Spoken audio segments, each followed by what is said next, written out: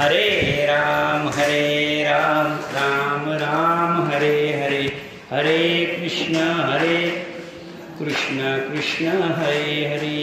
हरे राम राम राम हरे हरे, हरे कृष्ण कृष्ण हरे हरे। हरे राम राम हरे हरे, हरे कृष्ण कृष्ण कृष्ण हरे हरे।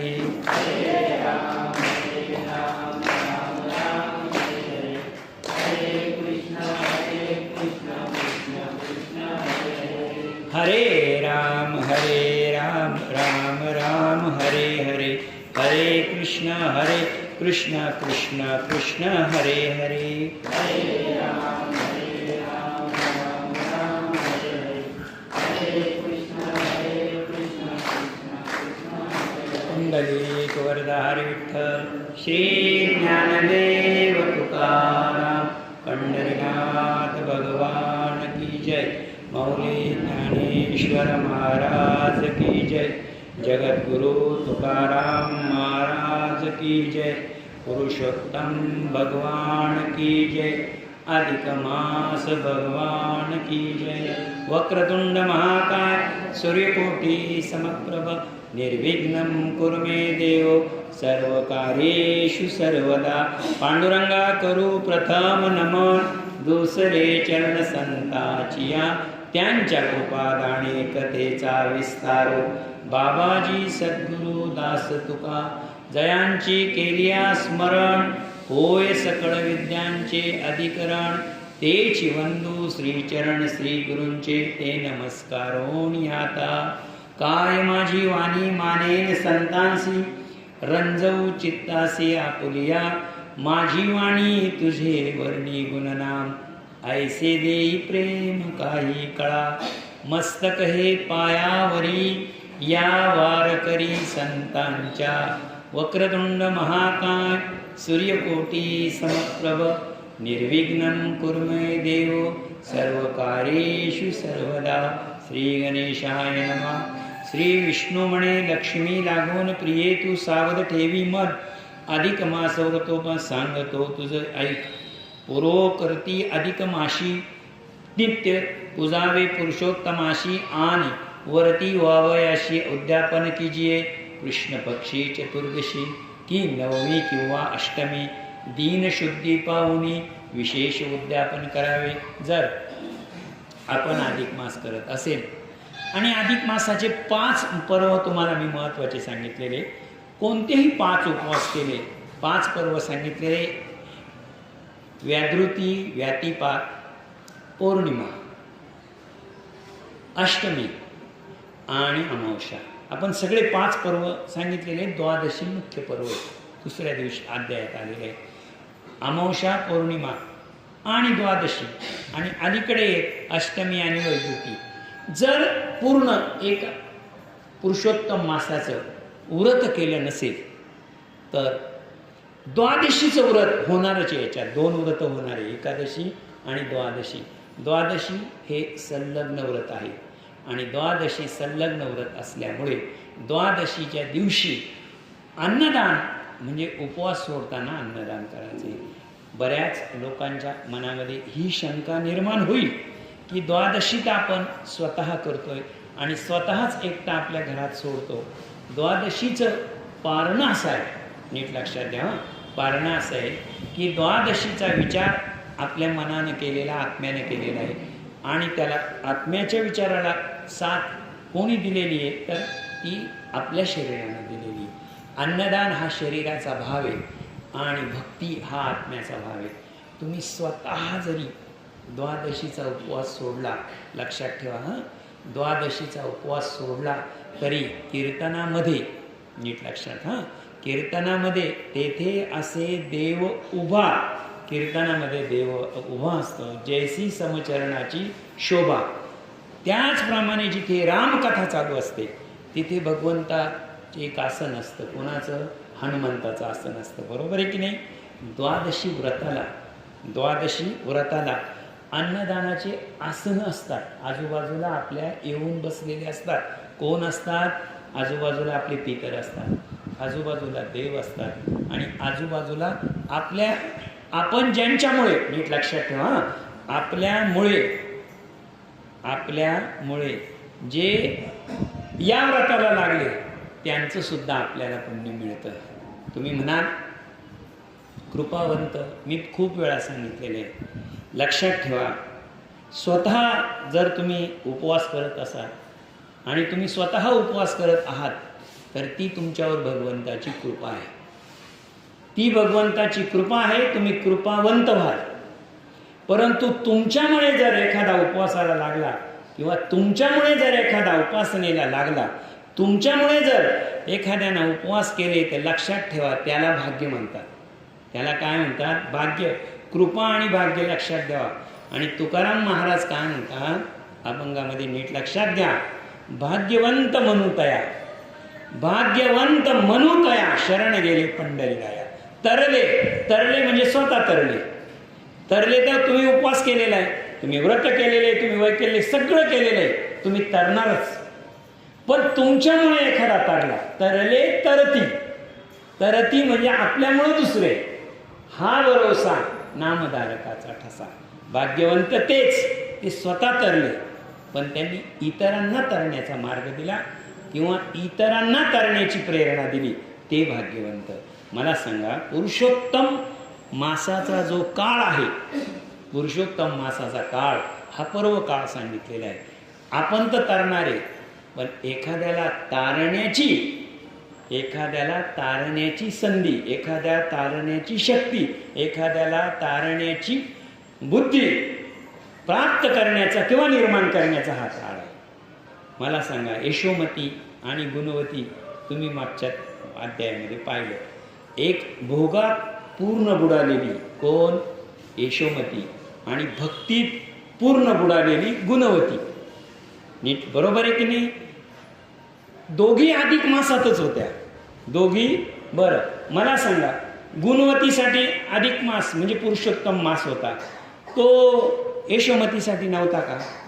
काळ तिच्यासाठी होता, परंतु एका बाजूला भक्ती झाली आणि एका बाजूला भोग झाला. एका बाजूला भक्ती झाली, एका बाजूला भोग झाला, एका बाजूला आसक्ती झाली आणि एका बाजूला काय झालं तर निंदा झाली. त्या निंदेचा काय परिणाम झाला तो आज काल अध्यायामध्ये बघितलेला आहे. पण इथे अशी शंका आहे बघा, व्रत तुम्ही केलेलं आहे, बरोबर आहे की नाही? व्रत तुम्ही केलेलं आहे. 26वा अध्याय आलेला आहे आपला. 26वा अध्यायामध्ये जर आपल्याला अधिक मास कळालेला नसेल आणि आपण जर यात एकही व्रत केलेले नसेल, मला वाटतं परवाच्या दिवशी मेना मातेसाठी जे व्रत होतं ते पुष्कळांनी केलं. एक छोटासा टेबलवर रुमाल ठेवायचा, 5 फळं ठेवायची, गाईला द्यायचं, इतकं छोटं नाही काही केलं, एकही व्रत झालं नाही. अधिक मासामध्ये एक दिवस का होईना कथा ऐकली, हे व्रतच आहे. एक दिवस का होईना कथा ऐकली की नाही, हे व्रतच आहे ना अधिक मासामध्ये. मग व्रत तेव्हा पूर्ण होतं, व्रत तेव्हा पूर्ण होतं जेव्हा त्याचं उद्यापन होतं. काय सांगितलं मी तुम्हाला? उद्यापन होतं. आणि व्रत, उद्यापन आणि समाप्ती ह्या 2 गोष्टी. नवनाथ पोथीचं नेहमी नवनाथ वाचतो आपण बघा, तिचे कधी उद्यापन होत नाही, समाप्ती होते. लक्षात ठेवा, समाप्ती. आपण काय म्हणतो? नवनाथ पोथी आज आमच्याकडे समाप्ती आहे, बरोबर आहे की नाही? हां. आणि तुम्ही ह्या आपल्या हा जे व्रत आहे, या व्रताची आपण समाप्ती म्हणत नाही. याला हा जो व्रत आहे शेवटच्या अध्यायामध्ये येईल, याला उद्यापन आहे. आणि हा 26 जे व्रत आपण पुन्हा करणार असतो, जे व्रत आपण पुन्हा करणार असतो आणि ज्याचं पुण्य आपल्या पितरांसहित आपल्याला मिळतं, लक्षात ठेवा, पितरांसहित आपल्याला मिळतं, त्याला उद्यापन करावं लागतं. आणि ज्या व्रताचे आपल्याला प्राप्ती आहे ना, आपल्यालाच नर्मदेच्या किनारी किंवा हिमालयामध्ये साधू बसलेले, कितीतरी हजारो वर्ष ते साधू तपश्चर्या करतात. काहींनी 14 वर्ष केली, काहींनी 28 वर्ष केली, काहींनी 36 वर्ष केली. हा मुद्दा मला सांगायचा आहे. तप केलं की नाही त्यांनी? तप केलं आणि त्यांच्या अंगामध्ये सामर्थ्य आलं. तपाचं सामर्थ्य येतच. कोणाला मिळालं? तुम्हाला मिळालं काही? नंतर त्याचा उपयोग होईल समाजासाठी, पण तप झाल्या ते जे सामर्थ्य मिळालं ते कोणाला मिळालं? तपाचे सामर्थ्य तपन्नीला. अमुक म्हणजे मोजता येणार नाही, पण ते कोणाला मिळालं? तपाला. मला एक सांगा, तपाचं सामर्थ्य तपन्नीला मिळालं ते स्वतःला मिळालं.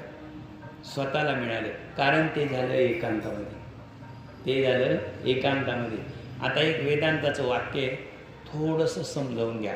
पुन्हा सांगतो, नाही जर समजलं हे वाक्य तर तुम्ही परत शंका विचारू शकता, परंतु वाक्य एकदम सांगा.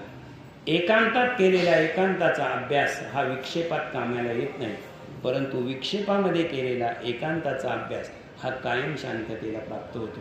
काय वाक्य सांगितलं? नीट लक्षात घ्या. एकांतात केलेला एकांताचा अभ्यास हा विक्षेपात कामाला येत नाही, परंतु विक्षेपात केलेला एकांताचा अभ्यास हा कायम शांततेला प्राप्त होतो. वाक्य जरा कसं, आता थोडं सांगतो, समजावून सांगतो. किती समजलं असेल किती नाही, पण तुम्हाला लगेच समजेल. उद्यापन आणि व्रत यातला फरक लक्षात ठेवा. एखादा साधू महाराज हिमालयामध्ये बसलेले आहेत आणि त्यांनी एकांतामध्ये तप केलेले आहे. मला एक सांगा, जिथे तप केले तिथे काय होता? एकांत होता. त्यांनी एकांतात शांतीचा अभ्यास केला. कशाचा? शांतीचा अभ्यास केला. कशात केला? एकांतात केला. बरोबर आहे की नाही? एकांतात राहिले, एकांतात अभ्यास केला, एकांतात तप केलं, शांती प्राप्त झाली. बरोबर आहे की नाही? त्याच साधूचं लग्न करावं. तो कुठे येईल? विक्षेपात येईल. विक्षेपात येईल म्हणजे संसारात येईल. त्याची ती शांती इथे टिकल का? टिकणारच नाही. टिकणार नाही. वाक्य नीट ऐका. एकांतात केलेला एकांताचा अभ्यास, एकांतात केलेला एकांताचा अभ्यास विक्षेपात टिकल असं नाही. म्हणजे किती मोठा साधू असेल, किती एक तप मिळवू द्या, किती तपस्वी होऊ द्या, पण जर तो लग्न करून संसारात आला तर तो तितक्या शांततेत राहीलच असं नाही. परंतु विक्षेपात केलेल्या शांतीचा अभ्यास म्हणजे आपण इतक्या कटकटी असताना सुद्धा आपण शांततेचा अभ्यास करतो. 1 तास शांत बसतो, 1 तास आपण कथा करतो. विक्षेपात केलेला शांतीचा अभ्यास हा कायम शांतता देतो. आपण विक्षेपात आहे. कोणाला दुःख नाही इथं बसलेला. हे कोणाला दुःख? प्रत्येकाला दुःख आहे. आपल्या मागे विक्षेप लागलेला आहे, संसार लागलेला आहे. संसारात विक्षेपात शांती गृहस्थाश्रम, विक्षेपात शांती गृहस्थाश्रम आणि एकांतात शांती आणि शांतीचा अभ्यास म्हणजे संन्यासाश्रम. लक्षात ठेव, संन्यस्त असलेला परत जर संसारात आला तर तो टिकेलच असं नाही. पण संसारात मिळवलेली शांती, संसारात मिळवलेले पुण्य, संसारात राहून केलेलं व्रत, संसारात राहून केलेलं तप हे कायम शांतता देऊन जाते. वाक्य समजलं की नाही? एकांतात मिळवलेला एकांताचा अभ्यास आणि एकांताची शक्ती विक्षेपात टिकेलच असे नाही, परंतु विक्षेपात केलेला एकांताचा अभ्यास मिळवलेली एकांताची शक्ती कायम शांतता देते. जमलं की नाही? वेदांताचं किती कठीण वाक्य आहे, पण एकदम सोपं सांगतो तुम्हाला. साधी गोष्ट सांगतो, आता नीट लक्षात घ्या. खेड्यातली मुले आपली, खेड्यातली मुलं, योगायोग सांगतो. खेड्यातली मुलं अभ्यासाला जातात, आंब्याखाली अभ्यासाला जातात. मला एकदम अर्ध्या चड्डीत एकदम बारीक पाहिलेले इथे एक उभे आमच्या मॅडम, कोकाटे मॅडम. पहिलीला होतो मी तेव्हा ते आमच्या मुनिगावला राहत होते. मुद्दा मला सांगायचा, खेड्यातला पोरगा अभ्यास घेतो. खेड्यातला पोरगा काय करतो? अभ्यास घेतो, वह्या घेतो, पुस्तकं घेतो, आंब्याच्या झाडाखाली जातो, एकांतात अभ्यास करतो आणि एकांतातच अभ्यास करतो. बरोबर आहे की नाही? तसाच अभ्यास करतो, पाठ करतो आणि पेपरला जातो आणि मार्क मिळवतो. नीट लक्षात घ्या. एकांतात केलेला अभ्यास आहे, एकांतात मिळवलेली शक्ती आहे आणि त्याचाच नंबर येतो. मुंबईच्या 10 बाय 10च्या खोलीमध्ये 25 लोक राहतात. किती लोक राहतात? 25 लोक राहतात आणि त्या कोपऱ्यात एक विद्यार्थी अभ्यास करतो. जेव्हा स्टँडवर येतो तर सगळी गडबड राहतील, त्याच्यात तो अभ्यास करत राहतो. कोण? मुंबईला राहणारा. लोकलमध्ये तो धक्के खात अभ्यास करतो आणि तो परीक्षा देतो. आणि तो याच्या बरोबरीने येतो. मला मुद्दा हा सांगायचा आहे. खेड्यातला जो मुलगा आहे त्यानं एकांतात राहून एकांतात शक्ती मिळवलेली आहे आणि एकांतात शक्ती मिळवलेली आहे, तो जर मुंबईला नेऊन टाकलं तर सक्सेस होईल असं नाही. विक्षेपात नाही जमायचं त्याला, त्या 25 खोलीच्या गराड्यात स्टँडवर इकडे तिकडे नाही जमायचं त्याला.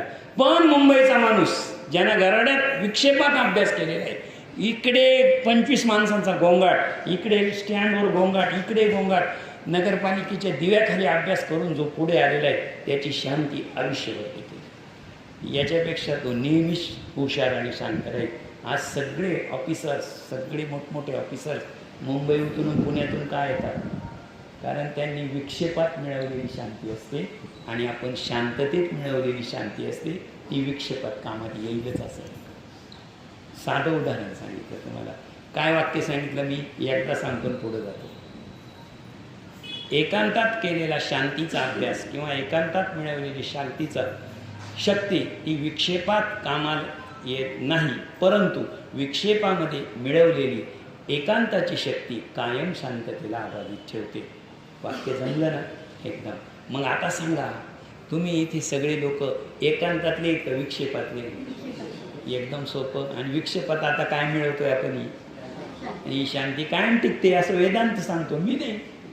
ग्रंथ सांगतो, व्यासमुनी सांगतात, मी नाही सांगत. व्यासमुनी काय सांगतात? एकांतात मिळवलेली शक्ती, एकांतात केलेला शांतीचा अभ्यास विक्षेपात आल्यानंतर शांती देईलच असं नाही, परंतु विक्षेपामध्ये केलेली एकांताचा व्रत आणि मिळवलेली शांती ही कायम शांती राहते. आपण कसं राहू? म्हणून विक्षेपात असलं तर घाबरायचं नाही. 1 तास इथं पुरुषोत्तम भगवंताजवळ फक्त स्मरण करत राहा. 3 वर्ष तुम्ही शांत नाही राहिले, मग बोला, त्रासच होणार नाही तुम्हाला. या व्रताची सांगताय. बरं, मी नाही सांगत, हे व्यासमुनी सांगतात, हे ग्रंथ सांगतात आणि या ग्रंथातलं तुम्हाला सांगतो. आता एकांत आणि विक्षेप आला तर कधीच स्वतः विक्षेपाला कधीच गेलं तर अशांती ढळून द्यायची नाही आणि एकांतात गेलं तरी शांती ढळून द्यायची नाही. थोडक्यामध्ये काय, विक्षेपात असेल तरी शांत राहायचं आणि एकांतात असेल तरी शांत राहायचं. लगेच तुकाराम महाराज सांगतील, शांती परते नाही सुख ए राहुची दुःख म्हणून शांती राहा उतराल पहिलं तिरा. पहिलं तिरा जायचं असेल तर एकमेव शांती. आणि शांती कशात मिळवायची शकते? तर पुरुषोत्तम भगवंताच्या व्रताने. ते व्रत जे आपण आहे.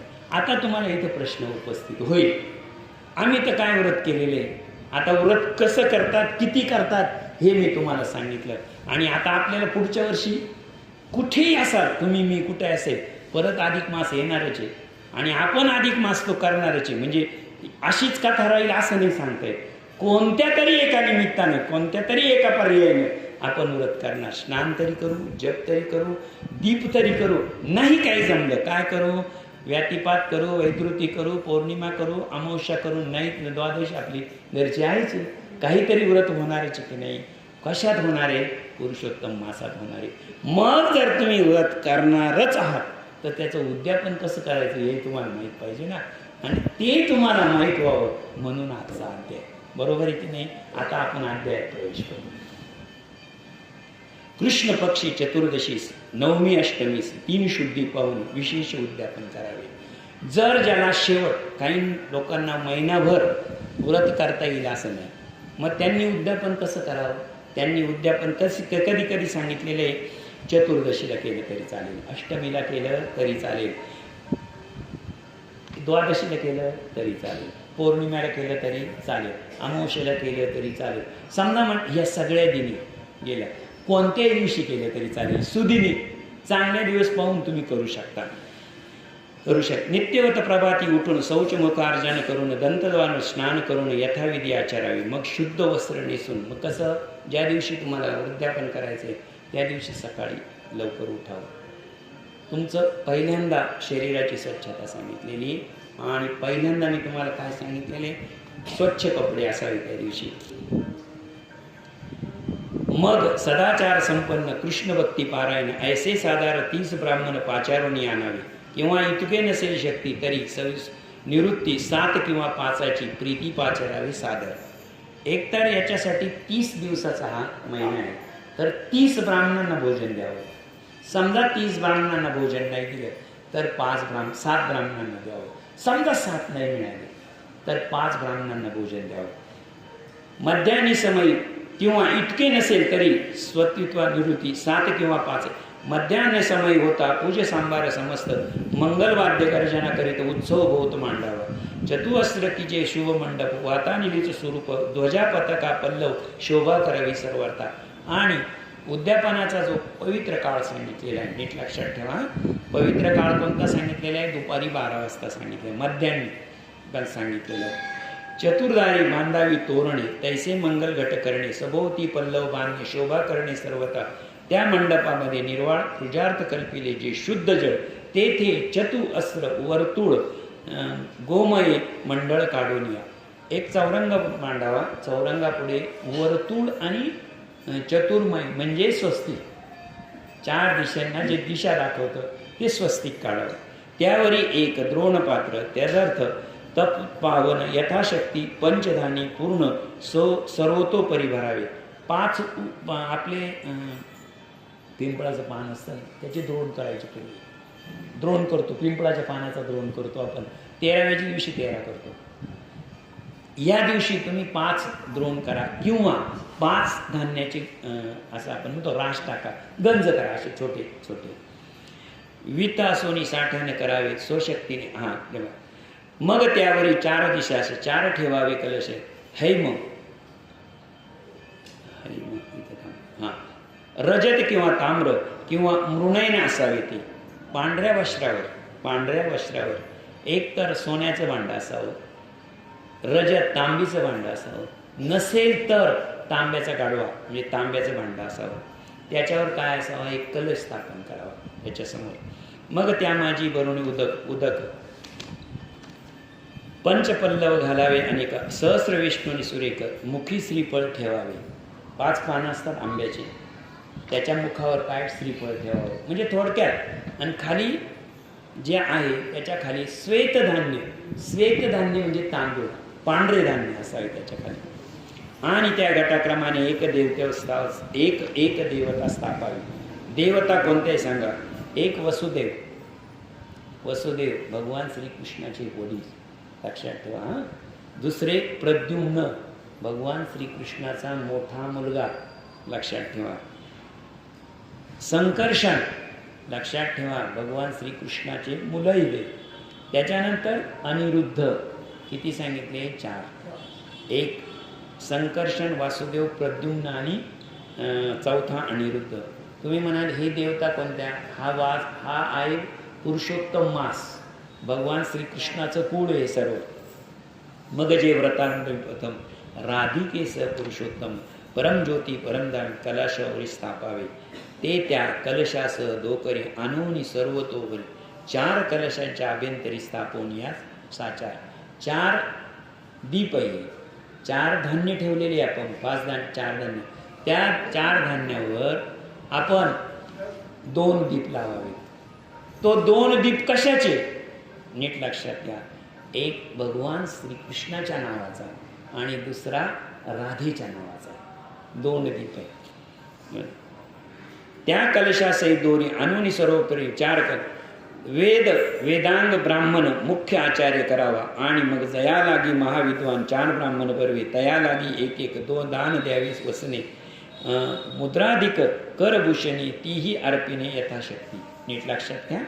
ब्राह्मण सांगितलेले आहे, पण जर यथाशक्ती तुमची शक्ती नसेल तर 1 ब्राह्मण आणावा आणि त्याला आसन द्यावं. आसन म्हणजे बसण्याचं आसन. तया लागी 1 काढणार. नाना वस्त्रभूषिक अलंकारोनी आचार्याशी देहशुद्धीवर प्रायश्चित्त आचरावे. तदनंतर स्वस्त्रीसहित, त्यानंतर स्वस्त्रीसहित म्हणजे पत्नीसहित बैसोनिक्या एकाग्र चित्र पूर्व भक्तीने साध्यांत भगवत पूजा करावी. पंचामृत स्नान उपचार की जे सकळिक भक्ष भोज ले पेयादिक नैवेद्य अनेक समर्पावे. नीट लक्षात ठेवा. त्यानंतर पंचामृत आपण दूध म्हणतो, त्यात साखर टाकतो. ते नैवेद्यावर काय काय ठेवावं बघा नीट. पंच अमृत, त्याच्या भक्ष म्हणजे आपण जे खाणार आहे ते. फार नैवेद्याचा इतका घोळ केलेला आहे लोकांनी नैवेद्याच्या बाबतीमध्ये. इतकी ती काहीतरी चांदीसारखं करतात, त्याच्यावर थोडं ठेवतात आणि देतात देवापुढे ठेव. ती त्याची जबाबदारी देवाची. खायचं तर काय, ठेवल्याबरोबर आम्ही जेवायला मोकळं झालो. बरोबर आहे की नाही? आपलं जे ताट आहे ना, आपलं जे ताट आहे तेच नैवेद्य पूर्ण दिला पाहिजे, पूर्ण. आणि तुम्हाला सांगतं ते ताटावर आपण पाणी फिरवावं. पाणी फिरवल्यानंतर सप्त ऋषींना प्राप्त झालं पाहिजे. म्हणजे त्याच्या पुढे आपण हात जोडून बसावं. किती वेळ? खरंच सांगा मला, तुम्हाला मी माझ्या घरी जेवायला बोलवलं किंवा मला तुम्ही बोलवलं, कोणतंही एक करा. खरंच सांगा, मी जेवायला बसलो तुम्ही घरात बाहेर निघून गेले, काय वाटेल? जेवणाऱ्याला काय वाटेल? चांगलं वाटेल का? अरे तुम्ही ते रोज करता की नाही? बरोबर आहे की नाही? देवाला नैवेद्य ठेवल्यानंतर आपण देवघरातून बाहेर निघून येतो. कोणाची जबाबदारी ती नाही. आपलं जे पूर्ण ताट न जेवायचं तेच देवापुढे ठेवायचं असतं. त्याच्यावर पाणी सोडल्यानंतर खरं तर नीट लक्षात ठेवा, 7 मिनिट ते ठेवलं पाहिजे. तुम्ही म्हणाल 7 मिनिटच का? बरोबर आहे की नाही? तर एक गाय, पूर्वी लोक एक नैवेद्य ठेवला की पत्नी तिथे बसून राहायची आणि पती दारात उभा राहायचा. तोपर्यंत गाय पाजायला, गाय जी पाजतो आपण तिला 7 मिनिटं लागतात गाय धुवायला. त्या 7 मिनिटामध्ये जर एखादा प्रवासी रात्री दिसला, अनवाणी पायाने दिसला, त्याला बोलून घ्यायचं, ते ताट त्याला द्यायचं. नाही तर तेच ताट तुम्ही खायचं. ते ताट तुम्ही घ्यायचंय. 7 मिनिटं नाही ठेवता आलं, तिथं ठेवा. तुम्ही बसल्या जागी ठेवा, देवाचं नाव घ्या, पाणी फिरवा आणि तेच ताट तुम्ही म्हणाल, हे जे नैवेद्य करतो ना आपण, हे ठेवतो, हे फक्त देवघरातले जे नैवेद्य आपण बाहेर देवता स्थापन करतो. बघा, आपल्या विहिरीवर देवता स्थापन करतो आपण, बांधावर देवता, मोठे बाबा, भैरव बाबा, हे देवता स्थापन करतो आपण. या देवतांसाठी ती सोय. घरातल्या देवघरातली जी मूर्ती आहे तिच्यासाठी हे नाही आहे. एक लक्षात ठेवा, छोटासा जर करायचा असेल तर आपण वरती ठेवा, घराच्या कावळा घेऊन जाईल तो. ती सोय ती आहे. देवघरातल्या देवांसाठी ते नैवेद्य नाही आहे छोटे. तुमचं ताट हाच नैवेद्य आहे देवघरातला, आणि ते संपूर्ण ताट तिथे ठेवावं आणि तेच उचलून तुम्ही खायचं आहे. तो खरा नैवेद्य. नसेल, दर्शन घ्या, दीप चालू आहे तुमच्या ताटावर या, निदान त्या ताटाचं दर्शन घेऊन देवाचं नाव घ्या, तरी तो नैवेद्य होईल. अगदीच तिथं ठेवलाच पाहिजे असं काही नाही. नैवेद्याचं शास्त्र खरं आहे. आपण काय करतो, आपला आता घरी कोण काय करत असेल माझ्या सहित इथून कुठं विसरून जा, निदान आज आपल्याला माहीत झाले तर. तदनंतर श्रीसहित बैसोनिया एकाग्रचित्त पूर्वभक्तीने साधन कर. तदनंतर नारी आणि यथालब्ध अन्य फळे तैसेची पंचरत्ने सोजोळे कर संपुटी घेऊन या. त्यात गंध, पुष्प, क्षत, तीर घेऊन या. मग सादर जानू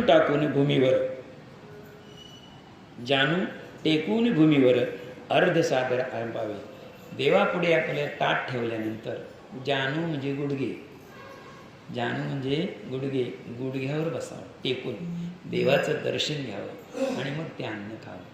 करून पहा, गुडघे दुखणार नाही. पहा तुम्ही, अजून तर माझे कधीच गुडघे दुखले नाही. माझ्या वडिलांचं वय 89 वर्ष होतं. 89 वर्ष होतं, पण कधीच गुडघे दुखले नाही. कधीच गुडघे दुखले नाही, हातपाय दुखले नाही, कधीच नाही. पण हा नेम होता की सकाळ संध्याकाळ हरिपाठ झालाच पाहिजे आणि दुपारी ज्ञानेश्वरी वाचलीच पाहिजे. ज्ञानेश्वरीच्या ओव्या ह्या झाल्याच पाहिजे. घरात ज्ञानेश्वरी वाचली नाही असा एकही दिवस नाही, कधीच नाही. मॅडमला माहिती आहे, बाबा करते. हो. तदनंतर नरी केली. त्यात गंधपुष्प घेऊन या सादर जानू टेकून भूमीवर अर्ध समर्पणावे. देवादेवासी मंत्र अर्धे द्यावे. नंतर भगवंताप्रती नमस्कार करावा. मग वाद्यगीत, श्रोतपाठ, पुराण, चर्म संपूर्ण राजोपात, मग पुष्पांजली समर्पण, प्रार्थना की जे हस्त जोडून राधा सहित कृष्णाचे धन्य साचार. रात्री करावे जागर, पुनश्च स्नान करून नित्य नेम करावा. नीट लक्षात घ्या, तो दिवस कसा आहे, रात्री जर केला असेल तुम्ही, सकाळीच होईल असं नाही. रात्रीच्या वेळेस सुद्धा तुम्ही हे करू शकता. परंतु राधाकृष्ण आहे ना, त्यांचं दर्शन झाल्याशिवाय, त्यांची पूजा झाल्याशिवाय, खरं तर हे व्रत जे आहे ना, हे कोणाचं व्रत आहे? हे पुरुषोत्तम भगवंताचं व्रत आहे. आणि पुरुषोत्तम भगवंताचं वय 8 वर्ष आहे, लक्षात ठेवा. हा हे सगळं आख्यान चालू आहे. ते वयाचे किती वर्ष आहे? 8 वर्ष. आणि त्यावेळेस त्याची एकमेव सखी होती राधा. रुक्मिणी होती का तेव्हा? कुठं उल्लेख तर आलाय का? सत्यभामेचा उल्लेख आलाय का? नाही. पुरुषोत्तम आज 26 तुम्ही ऐकताय, कुठं रुक्मिणी शब्द आला? सत्यभामा आला? नाही. एक पुरुषोत्तम आणि त्याची सखी राधा, एवढाच उल्लेख आहे. रात्रो करावे जागरण पुनिष्य नित्य नियम सर्व सार्वनियम मग भक्ती व्हावी यथाविधान नाममंत्री करावे हवे. तवनंतर की जे मार्जन इतके कृत्य झाल्यावरती राधेसहित भगवंताप्रती नमस्कार करावे, मंत्र आरती कीजिए. मग राधेसह पुरुषोत्तमाची द्यावून या शुद्ध मानसी शुद्ध पुष्प, शुद्ध जल, शुद्ध पुष्प सादर करावे. काहीच लागत नाही. एक फूल राधा राणीच्या पायावरून, एक फूल भगवान श्रीकृष्णाच्या पायावर आणि पाणी, संपलं उद्यापन. किती सोपं उद्यापन आहे. कीजे आणि स्वस्त्री सहित आणि स्वस्त्री सहित भूमीवर करावा साष्टांग नमस्कार. तदनंतर कर जोडून प्रार्थना सादर करावी. इतका विधी झाला. ब्राह्मणासी पूजनी सादर सुवर्णासहित सुवर्ण पात्र दार द्यावे यथाविधी. आणि सपत्नीक आचार्य ब्राह्मणा पूजुनी त्यावी बहु दक्षिणा वस्त्रे भूषणे अर्पून तयांच्या मनात तोषवावे. आणि स्वतः जर तुम्ही एखादा ब्राह्मण बोलवलेला, साधू बोलवलेला असेल, ज्येष्ठ व्यक्ती बोलवले असेल, तुमचे पितर बोलवले असेल, तुम्ही म्हणाल पितर कसे काय बोलवायचे? बरोबर एक नाही. आपले वडील जर गेलेले असतील, लक्षात ठेवा, वडिलांचा सक्का लहान भाऊ जर लहान जिवंत असेल तर तो आपल्या पितरांच्या ठिकाणी, लक्षात ठेवा, ते पितरच आहे. कोणी जर आपली ज्येष्ठ व्यक्ती ब्राह्मणच बोलवा, पण नसेल तर कोणी ज्येष्ठ व्यक्ती असेल त्याची. आणि द्यावे गो सुशील गाय सुलक्षण बहुदुग्धवती अतिदारुण चतुष्ण ताम्रमुखी निष्ठो निरोगी साजिरी न्यायार्जित शरीर शृंगी रौप्यमणी वस्त्रालंकार शोभित ऐसे धेनू द्यावी दान रुद्वीची पूजावे सात्विक वस्त्रे भूषणे दक्षिणा द्यावी तयासी. मी तुम्हाला सांगितलेले हा काळ पद्मपुराणातला आहे, बृहन्नारदीय पुराणातला आहे. त्यावेळेस 3च गोष्टी होत्या, लक्षात ठेवा. एक होती गोदान, गाय देणे. दुसरं होतं सुवर्ण. तिसरं होतं रजत. सुवर्ण म्हणजे पैसेच सोन्याचे होते, चांदीचेच शिक्के होते, चांदीचेच सोन्याचेच शिक्के होते. आणि चौथं भूमिदान म्हणजे भूदान करत होती लोक. आणि तिल मात्र जल मात्र सोपास पवित्र उन्नास्त्र कंबल. नीट लक्षात ठेवा. तिल मात्र धृतदान. तूप नाही दिलं आल्याला, नाही. तीळ मात्र एका तिळा इतकं तर तूप देता येईल, तेवढं तर देता येईल. दुसरं जलपात्र उपान छत्र. उपान म्हणजे पादत्राणी. त्याची एक कथा आहे का, मी ऐकलेली आहे. आपण वर्षश्राद्धाच्या दिवशी आपण ब्राह्मणाला काय देतो? छत्री देतो, चपला देतो. बरोबर आहे की नाही? छत्रीन चपला का इथे आलेला आहे उल्लेख. छत्रीन चपला का तर एक सांगता, एकदा असं म्हणजे सीतामाईने विचारलं होतं. सीतामाईने विचारलं कोणाला? हनुमंताला. तुला मी काय देऊ? काय देऊ? तर गळ्यातला कंठा काढला आणि त्यांना दिला होता. बरोबर आहे की नाही? कोणी दिला? आणि त्यांनी काय केलं? फोडून टाकलं. का? काय किंमत? तुमच्या दृष्टीनं, सीतामाईच्या दृष्टीनं तो कंठा नवरत्नाचा हार तिच्या दृष्टीनं किमतीचा आहे, त्यांच्या दृष्टीनं तो किमतीचा आहे का? नाही. तसंच लक्ष्मीने एकदा गरुडाला सांगितलं होतं. काय? लक्ष्मीने काय केलं होतं? गरुडाला सांगितलं होतं, तू म्हणे बाहेर तू जेव्हा जातो, म्हणे प्रवास करतो तू भगवान विष्णूला घेऊन, इतका तुला काही त्रास होतो का? नाही. भगवंत माझ्याबरोबर असतो तेव्हा कधीच त्रास होत नाही.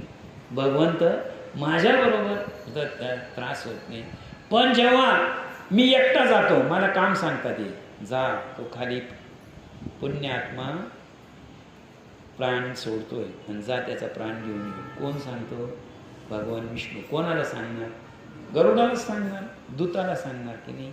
मग ते गेल्यानंतर म्हणे मला ते प्राण आणता नाही ना, 2च गोष्टी होतात. काय? मला चालताना त्रास होतो आणि ह्या सूर्यनारायणाने हे मला फार जाळतात. नाही काय जाळतात? सूर्यनारायण जाळतात. शेषनारायणाला घेतील, आता शेषनारायण होतेच. शेष नारायणाला म्हणे काय तुला कोण जाळतं म्हणे, मला सूर्य भगवान जाळतात, तुझ्यावर मी छत्र धरतो म्हणे. कसे ते जाळतात पाहू. आता खरंच सांगा, शेष नारायणाने छत्र धरल्यानंतर, शेष नारायणाने छत्र धरल्यावर सूर्यनारायण, आता सूर्यनारायणाजवळ फक्त उष्णता आहे, दुसरं काय आहे? अहो शेष नारायणाजवळ विष आहे, त्याच्यापेक्षा जहर आहे ना विष म्हणजे. आता शेष नारायण काय धरले? छत्री धरतो म्हणलं, एक प्रश्न मिटून गेला. अहो दुसरा प्रश्न आहे काय? दुसरा प्रश्न आहे, मला पायी जाताना फार त्रास होतो. लक्ष्मी माते म्हणे जवळ येतात, ये जवळ आराम करतायत ना, ये सोन्याच्या पादुका द्या घेऊन तुला. कोणाला? गरुडाला.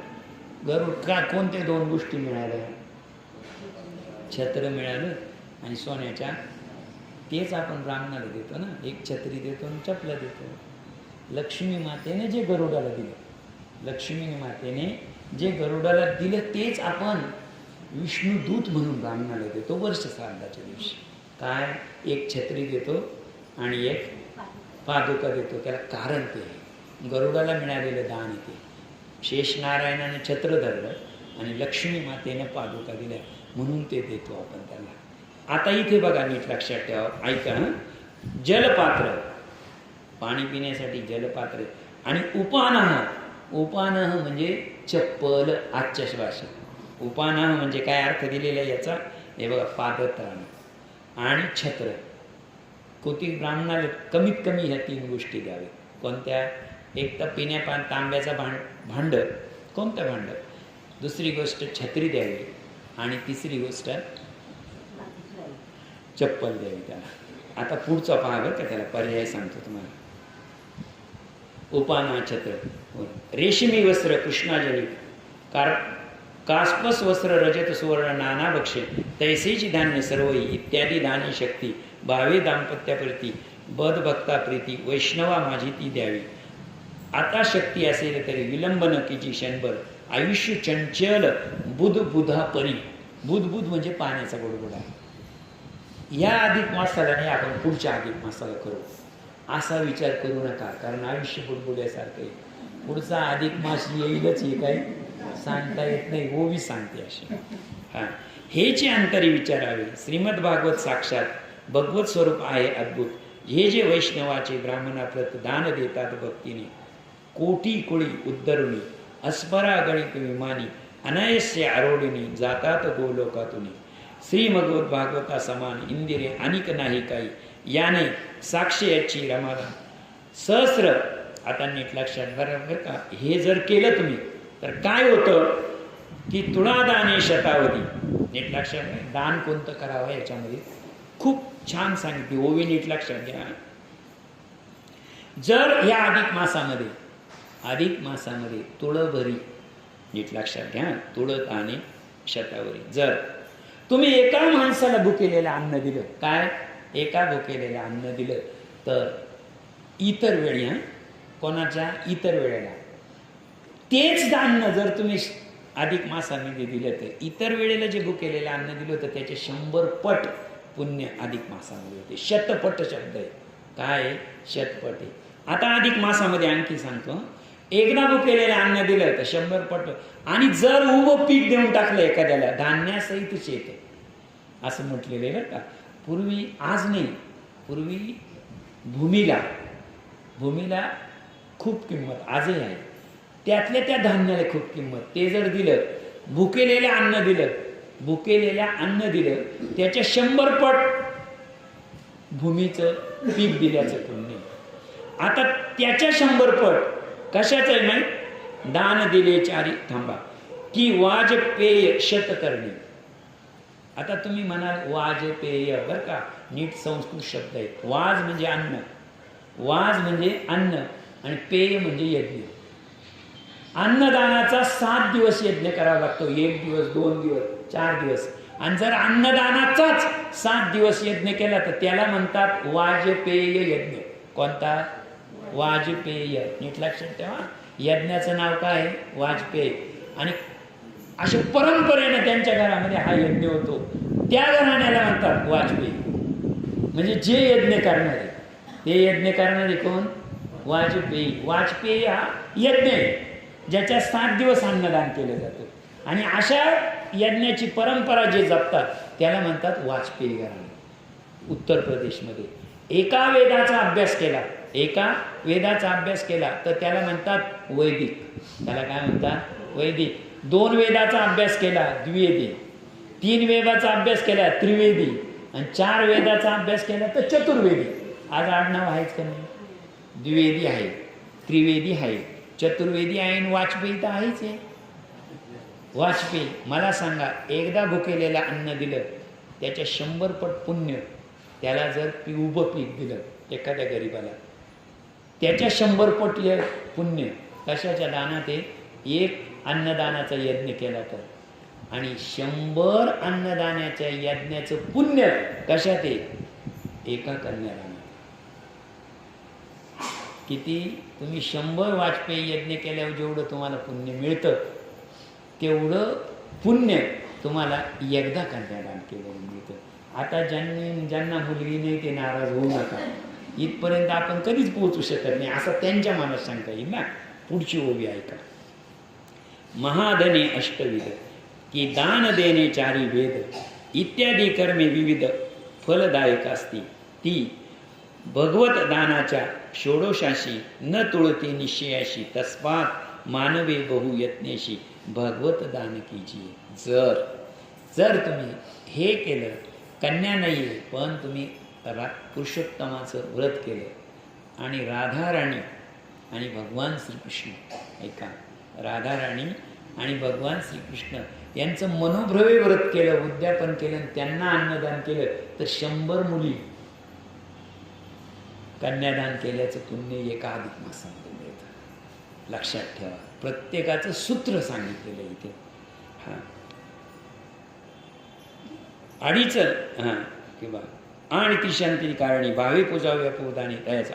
परत एक सांगतो, एक ओवी अर्धी राहिली ती वाचून घेतो. तस्मात मानवी बहु यज्ञेशी भागवतदान आणि त्रिदशा कारणी भावे करुणे अपूपदाने तयाचा प्रकार कैसे करणे सांगतो. आणि अपूप म्हणजे अनारस बरं का.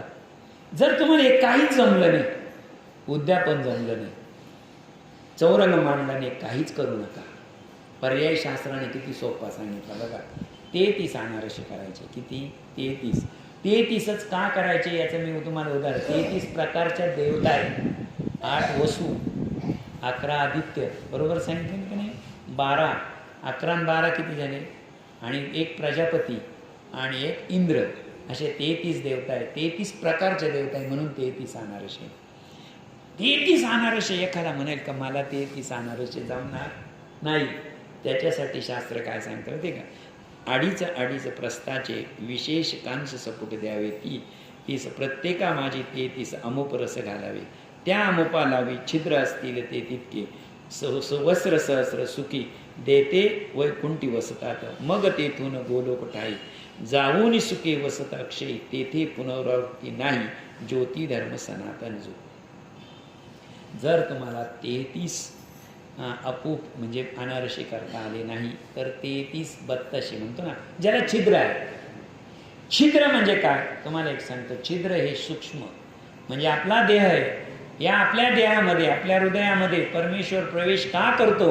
आपल्या शरीराला छिद्र आहे म्हणून. छिद्र याचा अर्थ ज्याच्यामध्ये प्रवेश करू शकतो. तुमची भक्ती असा ते अनारस असा एक पदार्थ आहे. अपूप हा पदार्थ असा आहे का त्याला एक छिद्र असतात, म्हणजे ते छिद्रच असतात आणि त्याच्यात तुमची भक्ती प्रवेश करते. बत्तासं बघा, त्याला एक छिद्र असतं म्हणून. मग तेथून गोलक ठाई जाऊन सुखे वसतात पायी तो असो ऐशी अपूपदाने करावे. आता नीट लक्षात ठेवा. आज ठरवलं असेल तुम्ही 33 दाने करायचं, अनारसे करायचे, पण तुम्हाला आता पुढची ओवी सांगतो. असो ऐशी अपूपदाने तुम्ही अनारसे कधी करू शकता? कधी करू शकता? करावे वित्त साठे विन केवळ निर्धन त्याने शक्तीप्रमाणे करावे. ज्याची शक्ती असेल त्यानंच हे दान करावं. कर्ज घेऊन कधीही एक उपवास करू नये. कोणताच उपवास कर्ज घेऊन करू नये. कोणतंही व्रत कर्ज घेऊन करू नये. शास्त्र असं सांगतं, पोरीचं कन्यादान सुद्धा कर्ज घेऊन करू नये. कारण ते पुण्य ज्यानं कर्ज घेतलं त्याच्याकडे जातं. म्हणजे जर तुम्हाला दान करायचं आहे आणि तुमचं जर तुम्ही साठे वित्त साठा तुमच्याजवळ घरचे पैसे असेल तर दुसऱ्याकडून उसने घेऊन कर्ज करून हे व्रत करायची परवानगी नाही. नीट सांगा. असो ऐसी अपोपदाने करावी वित्ते साठे विने केवळ निर्धन असेल त्याने. हे करायची ज्याची ऐपत नाही त्याने काय 2.5 प्रस्थांचे संपुट 1:33 अमुप घालून या विधीपूर्वक दान करावे एकासी. फक्त एक अनारस केलं पाहिजे त्याने. किती? ज्याची 33 करायची ऐपत नाही त्याने एकच करायचं आणि एकच दान एकाला करायचं. एकच दान एक माणसाला दिलं. किंवा अपूप सामग्री समजतं. समजा तुम्ही म्हणाल की माझ्याकडे एक अनारस करायची सुद्धा ज्याची निर्धन असेल ज्याची ऐपत नसेल. पर्याय बघा. किंवा अपूप सामग्री समजतं अपचक्की घालून संपुष्टात पुरुषोत्तम प्रित्यर्थ दान द्यावे यथाविधी. त्याच्यासाठी काय लागतं होतं? पीठ लागतं आणि गोड पदार्थ लागतं का नाही? त्यापैकी एक. म्हणजे घरात पीठ असेल तर पीठ, गोड असेल तर गोड, तेल असेल तर तेल, काय जे असेल ते त्यापैकी एक पदार्थ जरी राधा राणी आणि भगवान पुरुषोत्तमाला दिला तरी तो संपुष्ट राहतो. आता अगोदर किती सांगितलं होतं अवघड. शेवट शास्त्र बघा कुठपर्यंत आले. पुढं मग आमंत्रित दाम्पत्या लागून सुभोजन म्हणून पुरुषोत्तमा श्री सानिध्य संकल्प जणी करावा आणि प्रार्थोनिया श्रीकृष्णाशी भावे स्मरती शुद्ध मनाशी त्या सर्वही द्विज दाम्पत्याशी हर्ष विधिवत पूजवनीय. आता इथे एक शंका आहे. आमच्या गावात प्रत्येक गावात ब्राह्मणसनी 5-5 गावं मिळून 10-10 गावं मिळून ब्राह्मण नाही. एक ब्राह्मण 5 गावामध्ये मिळत नाही. तेव्हा 30 ब्राह्मण आणायचे कुठून? 7 आणायचे कुठून? 5 आणायचे कुठून आणायचे? आता तुम्हाला हे सगळं शक्य होईल असं व्रत सांगितलंय. ओवी ऐका. त्या ब्राह्मण रूपी श्रीहरी, त्या ब्राह्मण रूपी श्रीहरी आणि श्रीरूपी राधिका सुंदरी, श्रीरूपी राधिका सुंदरी आहे ऐसे मानून अंतरी भोजन करावे. कोणाला सांगतो? प्रार्थोनिया श्रीकृष्णावी भावेश्वरत शुद्ध मनाशी त्या सर्वही हर्ष उदय. ती जी राधा राणी आहे, नीट लक्षात घ्या, जी राधा राणी आहे ती काय? तिची आणि पुरुषोत्तमाची. पुरुषोत्तम श्रीहरीचं स्वरूप, ब्राह्मणाचं स्वरूप, लक्ष्मीचं स्वरूप कोण? राधा राणी. आणि त्यांना स्मरून आपण दान करावं. आता काही अवघड आहे का? कोणालाच बोलवायची गरज नाही. तुम्ही म्हणाल आमच्याकडं पुरुषोत्तमाची मूर्ती नाही आणि राधा राणीची मूर्ती नाही, एवढी अडचण येऊ शकते ना. त्यात शास्त्र पर्याय काय सांगतो बघा. आता अपूप मोदक मांडे दिवर पोळ्या लाडू करंजा सुंदर जिलेबा मोतीचूर सौदाने शेवया दूध पाक साधी पुऱ्या खरगे बुंदी इत्यादी सर्व पक्वांनी साखर भातादी भात भजी अवलाब्दी शाखा रुचिरा सांडगे फेण्या पाटवाड्या विविध बसणे मुद्रातिका रुचिक आसने राया मुरंबे पाने तैसेची नाना पंचार श्रीखंड लापशी हे सगळे त्या काळातले पदार्थ आहे. आजचे नाही. बर्गर कुठं आला नाही अजून. आला नाही. नाना परी कढी, नाना परी कढी, दही कढी, दही द्रुत म्हणजे तूप, लिंबू आदर्क दूध दही चोष आणि 4 प्रकारचे पदार्थ. चोष म्हणजे जे चाकून खाल्लं जातं, लोणचं, बरोबर आहे की नाही. त्याच्यानंतर पेय जे पिलं जातं, दूध, बरोबर आहे की नाही. जे चर्व जे चावलं जातं म्हणजे आपली भाकर किंवा आपण जो नैवेद्य असतो तो पदार्थ. नाण्या चटण्या लोणची बहुत द्राक्ष फळे आदी नाही गणित तयाचे ऐशे पदार्थ नाना परी परेशुनिया पात्रावरी प्रोक्षोण करोनिया पात्र प्रीती उजक असावे. इतकं सगळं असावं. तुम्ही म्हणाले आता आलं परत तुमच्यापर्यंत. हे नाहीच आहे ना आमच्याकडे एवढे पदार्थ. 56 भोग भगवंताचे कोण आणि 56 भोग देईल का भगवंताचे? आपल्याच्यानं शक्य नाही. आता लगेच आपल्यासाठी शास्त्र बघा बरं का. राधाकृष्ण सांगावे मग पल्लवनिया साधू आपणासाठी समस्त तरी आनंदे वैसोनी स्वस्त तृप्तीवर या पक्षी पदार्थातून रुचेरे ते द्यावे मागून अंतरी की जे अवमान विपुळ त्यांनी अनुग्रह केला माझी अज त्रैलोक्या माझी मम जन्माचे सार्थक झाले ऐसे झाले. ऐसे करून या प्रार्थना मग भोजनोत्तर त्या ब्राह्मणा यथाशक्ती देऊन दक्षिण तांबूल द्यावी सादर. पुग पुग एला लवंग कर्पूर. पुग म्हणजे सुपारी, एला म्हणजे वेलची, म्हणजे थोडक्यात जेवणानंतर पानाचा विडा, बस बाकी काय नाही. भगवंतासी प्रिय म्हणून ब्राह्मणाला गुन्हे अर्पे ऐसे तांबूल द्विज. आता हे ब्राह्मणाला द्यायचं इतकं सकाळी सांगितलं, एवढे पर्याय सांगितले. आता इथे एक शंका उपस्थित होईल, बरोबर आहे की नाही? तर तुम्हाला एवढं करता येईल का? नाही करता येईल. मग नाही आलं तर आता तुम्हाला पुढं शास्त्र काय सांगतो बघा, बरं का? बघा, ऐसे पदार्थ मग त्या विप्राचे हाती मोदक द्यावे बहुप्रीती येती सौभाग्यवनी. मग ग्रामापासून जावे दाम्पत्याशी गोळवावे तया वेदून भावे. आता हे जर ब्राह्मण नाही मिळाले तर प्रत्येकाला द्विजता आहे ना. द्विज म्हणजे ब्राह्मण. द्विजाच्या ठिकाणी श्रीहरीला मानतो, बरोबर आहे की नाही? आणि राधा राणीच्या ठिकाणी काय मानला पण? श्री. तुम्हाला नाही मिळाली तर नीट लक्षात ठेवा, तुमची मुलगी तर असते का नाही? एक तुमची मुलगीच राधा राणी, तुमची मुलगी आणि तिचा पती म्हणजे साक्षात पुरुषोत्तम भगवान, म्हणजे आपले जावई. कोण? आपले जावई.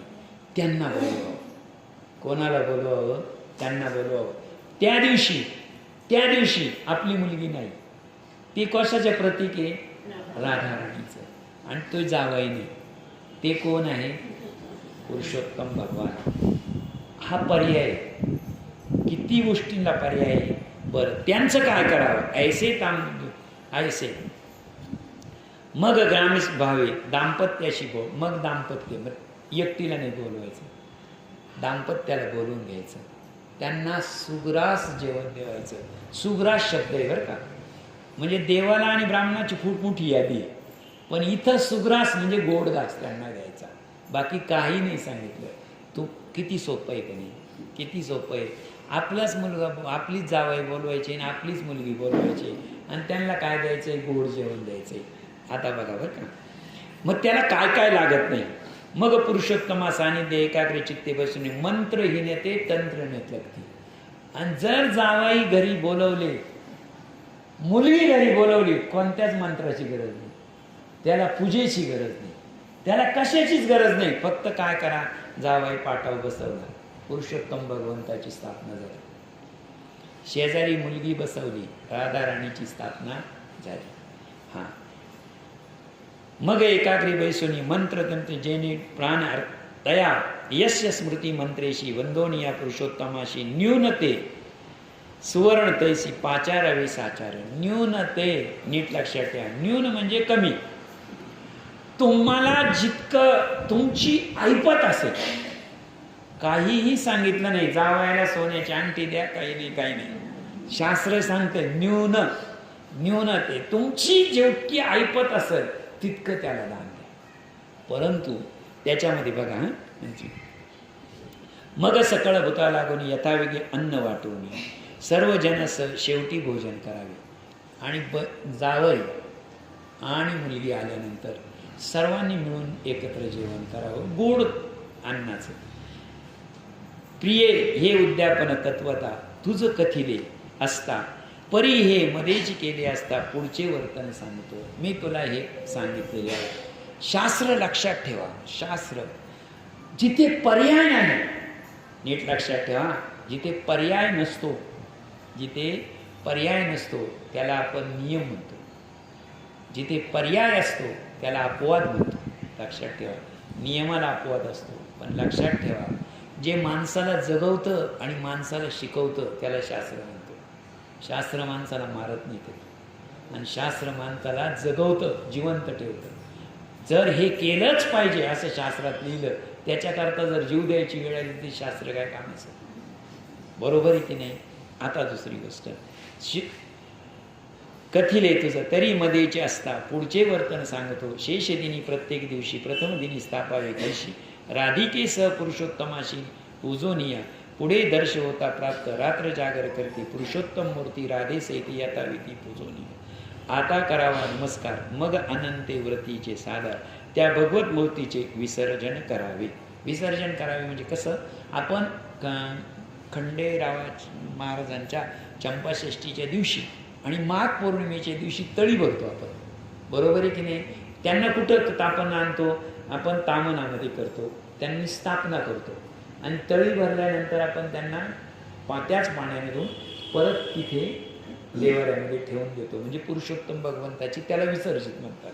विसर्जन म्हणजे तळी भरल्याची जी आहे तसं विसर्जन आहे. आता त्या दिवशी मात्र तुम्हाला विसर्जनाला आज आणखी एक विधी आहे. त्या दिवशी पुरुषोत्तमाची आपण अभिषेक करतो, बरोबर आहे की नाही.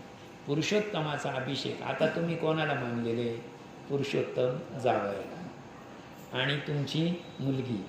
आज जगामध्ये तुम्ही सांगतो कितीही पुण्यवान बाप असेल आणि कितीही पुण्यवान मुलगा असेल तरी शास्त्रामध्ये बापानं मुलाचे पाय किंवा मुलानं बापाचे पाय हे जिवंतपणे धुवायचे नसतात. आपण शेवटी एकदा अंगठी बांधली की म्हणतात पाय धुवून घ्या. कोणाला? जावयाला नाही सांगत आपण. कोणाला सांगतो? आपल्या कुळातल्या गोत्रातल्या लोकांना सांगतो. परंतु जिवंतपणे पाय कोणाचे धुतले जातात? फक्त जावयाचे. का धुतले जातात? शास्त्र सांगतो तुम्हाला, शास्त्र सांगतो. इथे पुरुषोत्तमाची पूजा ही पाय धुवून केली जाते आणि त्या दिवशी तुम्ही त्याला कोण मानलेले? जावई मानलेले, पुरुषोत्तम. मग लग्नाच्या दिवशी तर काय पुरुषोत्तम मास नव्हतो, मग त्या दिवशी का तुम्ही पाय धुता? ह्या दिवशी धुतले ते एकदम बरोबर आहे, कारण पुरुषोत्तम मास आहे आणि तुम्ही त्याला पुरुषोत्तम भगवान मानलेले. तुमच्या मुलीला तुम्ही राधाराणी मानलेले, त्या दिवशी तुम्ही पाय दोघांचे धुतले, बरोबर आहे. लग्नाच्या दिवशी का धुता? काय तुम्हाला काय एक लक्षात ठेवा, का धुता हे सांगतो. कन्या दान करतो आपण, कन्यादान करतो. कन्यादान करतो. जगामध्ये सर्वात मोठी जबाबदारी, लक्षात ठेवा, जगामध्ये सर्वात मोठी जबाबदारी काय आहे एका पित्यावर, तर आपल्या कन्येचं संरक्षण करणं. तिच्या कन्येचं संरक्षण. असं म्हणतात आपल्या शास्त्रामध्ये, 10 हत्ती सांभाळू शकतो माणूस, पण एक वयात आलेली पोरगी सांभाळणं त्याच्यापेक्षा अवघड असतं. 10 हत्ती सांभाळणं सोपं, परंतु एक, आणि त्या वयात आलेल्या मुलीची इज्जत देणं, पूर्ण भार त्या बापाच्या डोक्यावर आणि खांद्यावर असतो. कुठे असतो? डोक्यावर आणि खांद्यावर. आणि ती एका पित्याची सर्वात मोठी जबाबदारी काय? एक मुलीला सांभाळणं, कन्येला सांभाळणं. आणि ती जबाबदारी मंगलाष्टक अक्षर पडल्यानंतर जावई स्वीकारतो. कारण स्वीकारतो हे ओझं तो कोण स्वीकारतो? हां. आणि माझ्यावर जी जबाबदारी जन्मापासून, हिच्या जन्मापासून होती तर आत्तापर्यंत होती, मी ती सांभाळली. माझ्या डोक्यावरचं ओझं तू घेतलं, मला हलकं केलं, आणि त्या हलक्या कणाचा भाव उतरवण्यासाठी त्या दिवशी पाय घेतले. कधी? का आजपासून मी इतक्या दिवस हिला सांभाळलं. किती? असं म्हणतात 10 हत्ती सांभाळणं सोपं, वयात आलेली एक कन्या सांभाळणं अवघड. अहो, सुभद्रा नाही सांभाळता आली तिच्या आईबापांना, अर्जुनानं पळून नेलीच. सांभाळता आली का? नाही सांभाळता आली ना. इतकं सोपं नाही आहे, इतकं सोपं नाही. तुम्ही रुक्मिणी स्वयंवर हा ग्रंथ वाचल्यावर कळतं कन्येची जबाबदारी बापावर काय असते, बरोबर आहे की नाही. शिशुपालासाठी पत्र लिहिलं होतं, विषय बाजूला जाईल, पण त्या दिवशी एवढ्यासाठी दिलं जातं की कन्येचं मी आजपर्यंत सांभाळ केलेला आहे, माझ्या कन्येचा सांभाळ केलेला आहे, तिला तळ हाताप्रमाणे सांभाळलेलं आहे मी. माझ्या आयुष्यातलं सर्वात मौल्यवान काय असेल तर फक्त माझी मुलगी आहे, आणि आज ती तुला देतोय. मी जशी सांभाळली तळ हाताच्या फोडासारखी तू सांभाळ. जर तू तिचा शेवट चांगला केला तर आजच तुझे पाय धुतो, शेवटपर्यंत पाय धुत राहील. ही जबाबदारी त्याला कळवून देण्यासाठी त्याचे पाय त्या दिवशी धुतले जातात.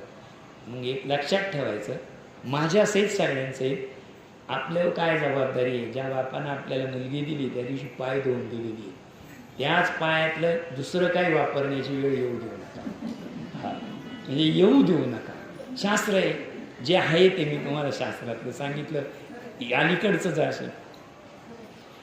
आणि त्या मूर्ती वाहन आचार्यासी द्यावे पीठदान आणि यथायोग्य अन्नदान स्वेच्छानुसार करावे. जैसे कैसाई पायसी हे व्रत कीजे अधिक मासी, वित्तानुसार भक्ती भावेसी विविध दान कीजिए. नारी अथवा नर जो कोणी करेल मास व्रत आचार्याने दुःख दारिद्र्य तया लागून प्राप्त होईल कदाच. आणि तयांची सर्व मनोरथ कधी कोणाचे? पुरुषोत्तम भगवंताचं जर व्रत केलं, जावायला आपण पुरुषोत्तम समजून, मुलीला राधा राणी समजून जर आपण ते व्रत केलं तर ओवी काय सांगतो नीट लक्षात, काय सांगते ओवीचं नीट, जैसा कैसाही उपायसी, जसा तुमचे ऐकत असेल तसं, ज्याप्रमाणे तुम्ही व्रत करत असाल तसं, ज्याप्रमाणे तुम्हाला उद्यापन करता येईल तसं, ज्याप्रमाणे तुम्हाला पुरुषोत्तम भगवंताची आणि राधा राणी कोणाची पूजा करता येईल तशी. हे व्रत कीजे अधिक मासी वित्तानुसार. वित्तानुसार म्हणजे जितके तुमच्याजवळ पैसे आहे त्यानुसार. कोणाकडेही उसने पैसे घ्यायचे नाही, कर्ज घ्यायचं नाही. कर्ज घेऊन उसने पैसे घेऊन व्रत केलं तुम्हाला लाभ नाही. भक्ती भावे विविध दानी कीजिए. नारी अथवा नर जो कोणी करतो मास व्रताचरण दुःख दारिद्र्य तया लागून प्राप्त होणे कधीचे. आणि तयांचे सर्व मनोरथ येथीच होती पूर्ण त्वरित. अंती वैसोनिया विमानात गोलोका जात निश्चय. शेवट काय तर राधा राणी आणि भगवंत कुठे राहतात? वैकुंठात, गोलोकात. तिथे तुम्हाला जागा मिळेल. कधी? भगवान पुरुषोत्तमाचं व्रत केलं तर. आणि तयांचे सर्व तयाची त्वरित आता वैसोनी इमारत गोलक इति अधिक मारसार महात्म्य बृहन्नारदीय पद्मभार सज्जन श्रोते चतुर षडविशंती अध्याय गोड हा व्हावा विठ्ठल.